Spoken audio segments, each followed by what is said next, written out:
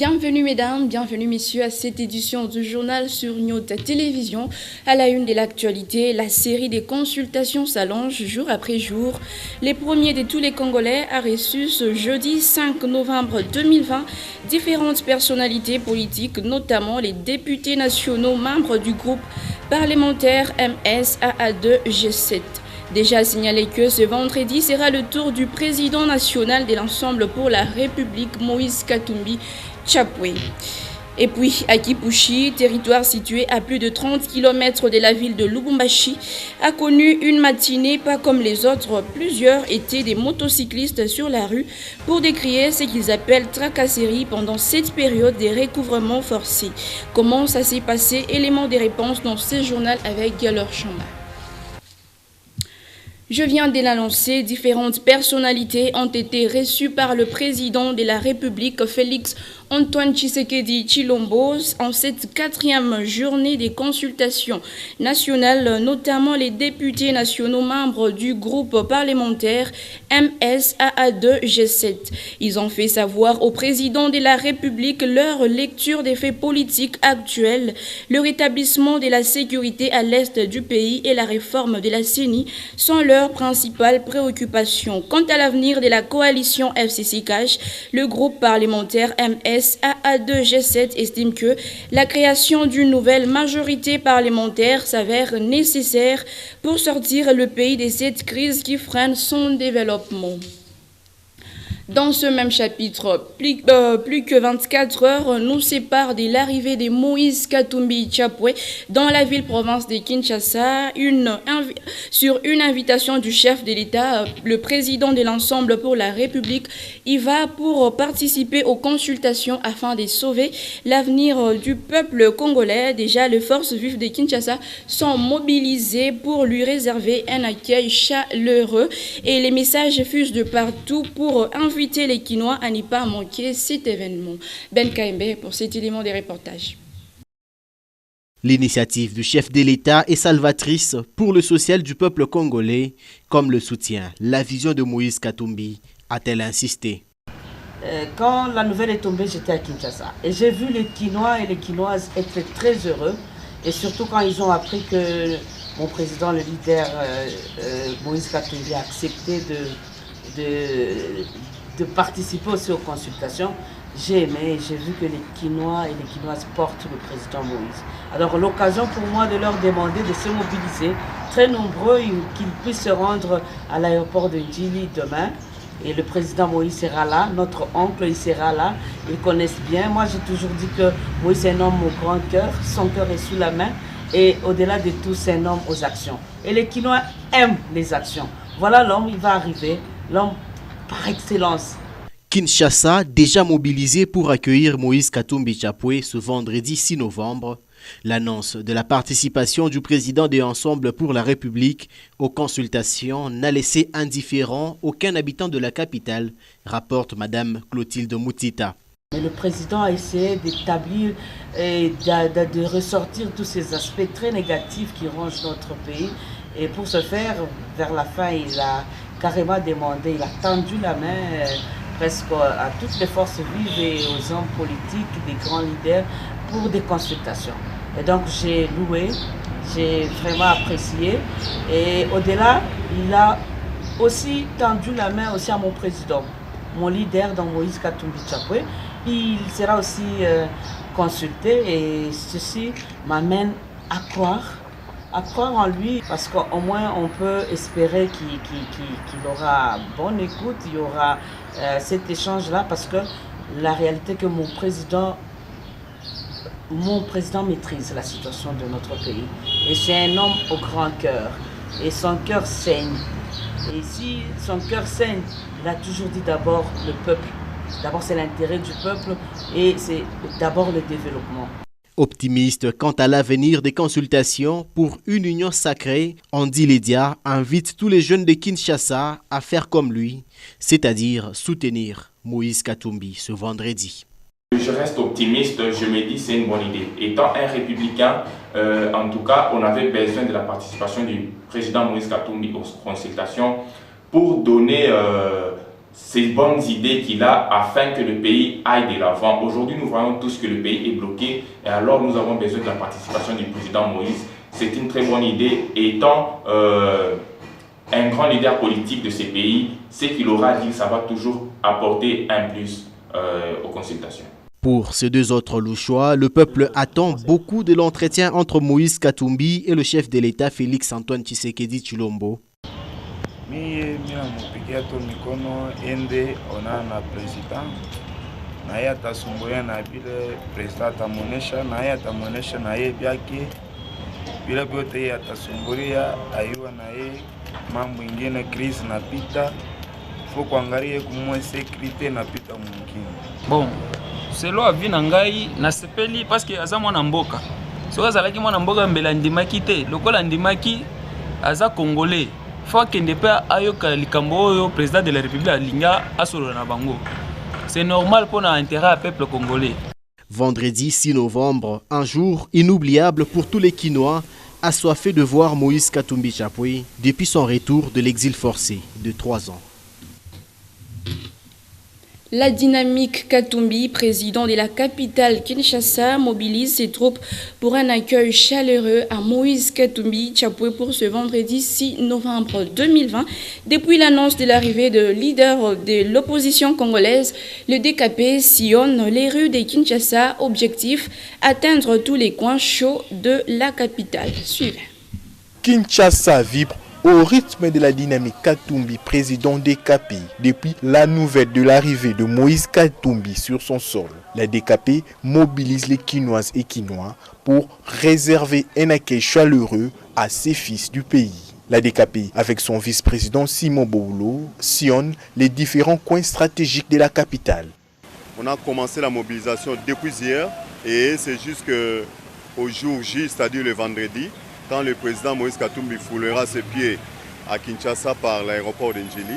Et nous demandons à tous les Congolais d'être présents ce vendredi à l'aéroport pour accueillir les chouchous de tous les Congolais, pour accueillir le monsieur social, celui qui a dit non au 3e penalty, celui qui a, comment dirais-je, mis en place la méga structure qu'on appelle aujourd'hui Ensemble pour la République.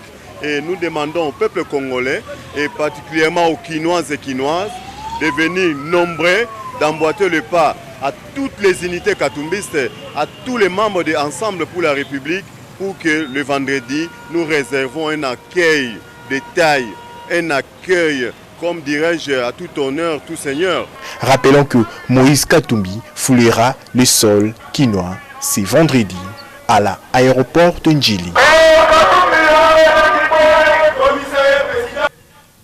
Georgette Biebi est cadre de l'Ensemble pour la République et présidente nationale de la dynamique des femmes pour le changement, lance un appel vibrant à toutes les femmes de Kinshasa de réserver un accueil digne, j'y arrive, au président Moïse Katumbi Chapwe. Suivez. La dynamique des femmes pour le changement mobilise davantage pour la réussite de l'arrivée du président d'Ensemble pour la République ce vendredi 6 novembre 2020 à Kinshasa. Ces femmes qui souhaitent voir les conditions de vie de la femme congolaise changer à travers la vision de Moïse Katumbi Chapwe ratissent large. La mobilisation est tous azimuts et c'est sa présidente nationale, Georgette Biebi, qui lance l'appel auprès de toutes les femmes de Kinshasa. Bana kine nyonso biso ba mama ya dynamique de femmes pour le changement. Il y a parti politique Ensemble pour la République ya Moïse Katumbi Chapwe, tobele libino, tobengi ba mama Kingasani, ba mama ya Changu, ba mama ya Nsele, ba mama ya Maluku, ba mama ya Kimbanseke ya Ndjili, ba mama ya Limete, ba mama ya Lemba, ya Matete. Bana kini nyonso, ba supporter ya Mazembe nyonso. Zenga mambo azoya, c'est vendredi le 6 novembre. Tobele libino. Tokutana biso nyonso, vendredi le 6 novembre. Na ba 8h na aéroport ya Ndjili. Poto yamba, papa na biso, ndeko na biso, konzi na biso, chairman, Moïse Katumbi Chapwe. Oyo azali kozonga na mamboka na ye, na mabele na ye. Le 6 novembre, ba supporter nyonso ya tout puissant Mazembe, na ba mama nyonso, tokutana na aéroport, to mema mokonzi na biso, tine échangeur ya Limete, place tokokutana, place akopesa mwa mbote na ye na population nyonso ya Kinshasa. Zenga mambo azoya, kotikala na ndako te.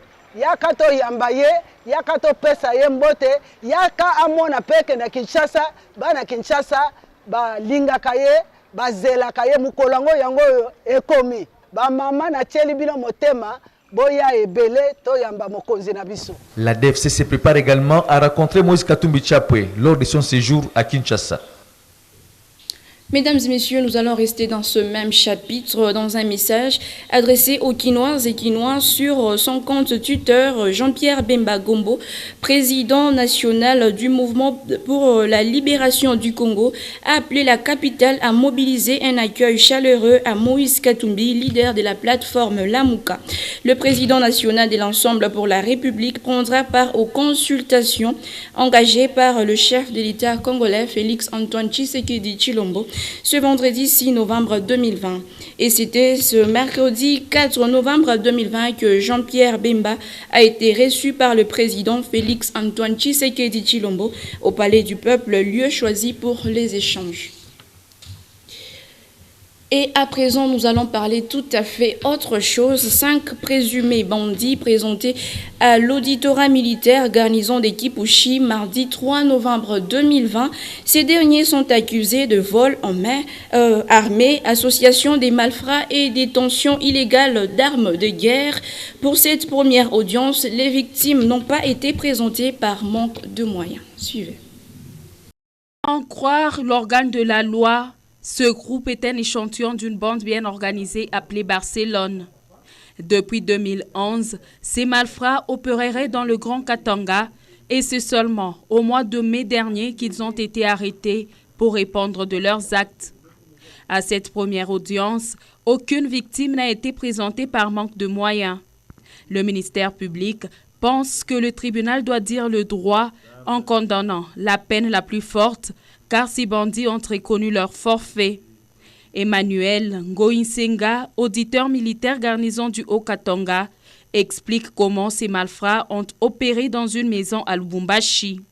Nous pouvons en passant citer un crime qui s'est commis dans la ville de Lubumbashi, là que ces groupes ont emporté beaucoup d'argent dans la ville de Lubumbashi.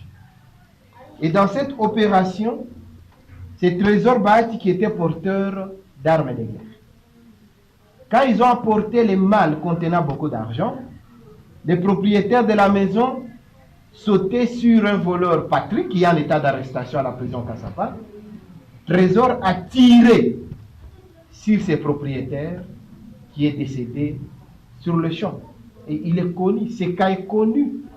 Ça a créé la désolation dans la ville de Lubumbashi. Poursuivi pour 3 chefs d'accusation, l'audience a été renvoyée au mardi 17 novembre prochain. Question de permettre aux avocats des prévenus commis par le tribunal de bien s'enquérir du dossier.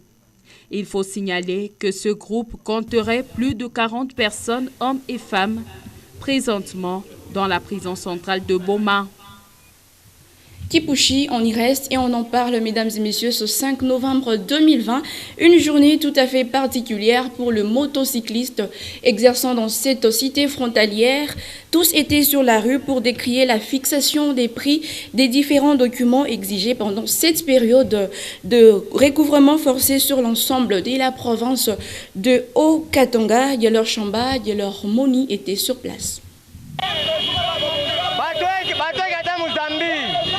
Ils étaient nombreux sur différentes artères du territoire frontalier des Kipushi pour manifester leur mécontentement face au recouvrement forcé lancé depuis la semaine dernière. Tunateswa sana problème ya DER4. DER4 inaripisha taxi ya patente inaripisha pamoja na motoka. Moto inaingisha 10,000 francs, motoka inaingisha 50,000 francs. Mais tunauza patente pamoja na moto et pamoja na motoka. Mais patente tunaloma $10 permis. Huku kote sasa tubifanyaje? Mtuangalie kwa bakubwa tunaloma ko kiabula kato. Ni watu wa ndani. Batuangalie kwa mambo ya Kipushi.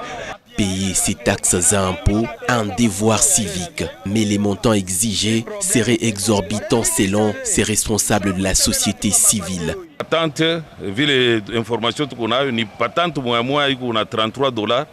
Jo vile ba motar be on a usa, jo vile bale be on a ma bisi ya transport na bobe on a usa. Or ka on ngara bisi ya transport na motar ma versement mbele kwenye kwa chana. Mais kama banafika bote mkuza patente ku bei moya, ile yuko tena difficulté à pire ile ba motar be on a réclamé que ba essayer ku revoir iko bei ya patente ya ba motar, iko patente ya bo spécial ya ba motar. À la direction de la DRH4, impossible d'avoir un entretien. Quant à ceux, ils auraient reçu un mot d'ordre des autorités au niveau de la province. Pour l'administrateur du territoire, Christian Mouchota, la loi est dure, mais c'est la loi. Pour le moment, il est mintabaomba, namina joase mabego na nishikia paso na nishikia kila wakati, bo badia kite. Ni taxi ya l'État, aina sema batakokotana batauana. Même échelonnement. Depuis les lancements de recouvrement forcé, le prix de transport Lubumbashi-Kipushi a connu une hausse de 1500 francs à 2000 francs congolais, une peine pour la population. Alors, Yelor Chamba, tu étais sur place sur différents arrêts des bus pour un constat général. Dis-nous comment ça s'est passé et surtout quel a été le climat qui a régné la matinée de ce jeudi 5 novembre 2020. Écoute, merveille, ce qui se passe à Kipushi, c'est une situation qui est anormale. Ce qu'on a constaté est que la population n'évaque pas librement depuis les lancements de contrôle routier. Vous le savez très bien, le recouvrement forcé a été lancé depuis la semaine dernière. Alors nous avons constaté qu'ici à Kipushi, il n'y a pas seulement les véhicules qui connaissent une chasse, mais également les motocyclistes qui décrient également la même rigueur de services qui sont sur la rue. Eh ben, on a constaté justement de voir qu'il y a au total 3 ou 4 services, notamment la DRH4, direction d'ici à Kipushi, la mairie de Lubumbashi, également les services de l'ordre, notamment les bureaux 2. Alors les motocyclistes décrient justement à ce qu'ils seraient taxés frauduleusement ou encore exagérément, parce qu'une taxe pour eux revient jusque-là à $43, y compris la quittance. Alors ils sont en train justement d'appeler, ils sont en train de lancer un appel aux autorités compétentes et surtout les autorités concernées de pouvoir intervenir. C'est qu'on a eu à constater avec Gelormoni sur différentes rues de la ville de Kipushi. On a eu justement à constater que les rues sont totalement désertes. Les véhicules sont à compter au bout de doigts parce que les transports lui-même ne revient plus à 1500, le transport revient désormais à 2000 francs sur le trajet Lubumbashi-Kipushi, une situation qui ne permet pas à la population de pouvoir quitter Kipushi, se rendre à Lubumbashi ou encore vice-versa, quitter Lubumbashi pour se rendre dans cette cité frontalière de Kipushi située à plus de 30 km de la ville de Lubumbashi. Parce que nous sommes ici à l'entrée même de la ville, Gelor Chamba, Gelormoni pour le compte de Nyota Radio et Télévision. Merci Gelor Chamba. Mesdames et messieurs, nous allons placer un mot en sport pour finir. Lubumbashi a finalement un président sportif, Monsieur Christian Kasakula, lui-même fils d'un ancien président des Kamikazes. L'assemblée élective a eu lieu ce mardi 3 novembre 2020. Pascal Mangala, Michel Olila pour plus de détails. C'est à l'unanimité que Christian Kasakula est élu président sportif du football club Lubumbashi Sport. L'Assemblée générale a fait confiance à un fils maison. Christian est de la descendance de Kasakula, lui-même ancien président des Kamikazes. Et c'est sur la continuité qu'il a inscrit sa vision. Et je demanderai qu'à l'engagement de chaque membre du comité, de ses dirigeants, des partenaires et des bénévoles, nous soit d'une grande utilité.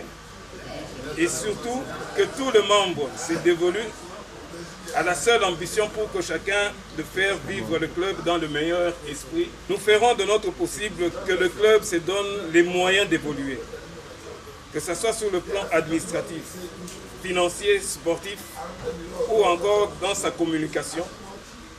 Et nous devons garder la foi, notre enthousiasme et notre lucidité.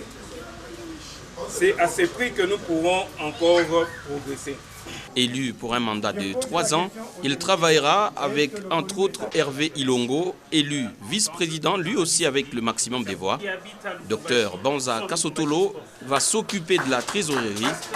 2 autres membres, Sylvestre Jean-Marie Kayele et Serge Kabeya, intègrent le comité du club de la Gécamine.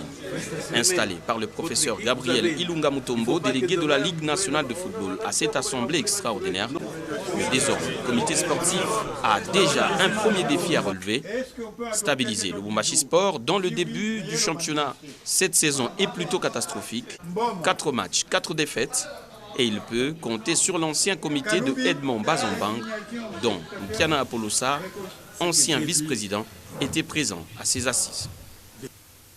Ainsi s'achève cette édition du journal. Mesdames, Messieurs, nous vous disons merci, grand merci de l'attention lui accordée.